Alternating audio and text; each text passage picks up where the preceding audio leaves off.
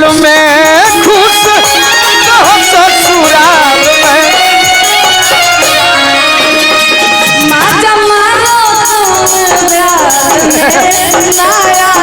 बना के मत कहो।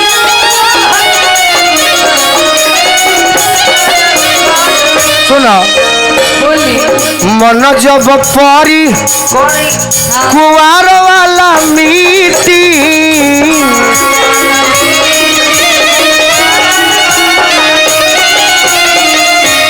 पियावा से चीटिंग के भेजी हो गिरीटी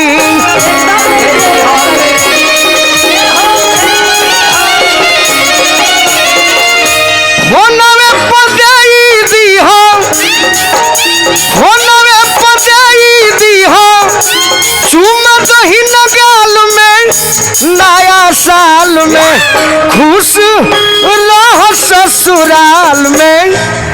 नया साल में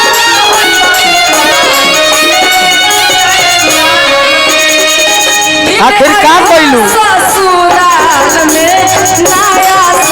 झूठ के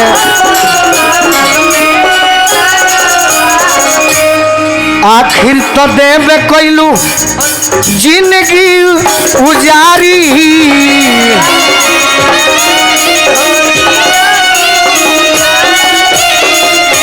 देख के फोटो सत्यजीत दिनवा गुजारी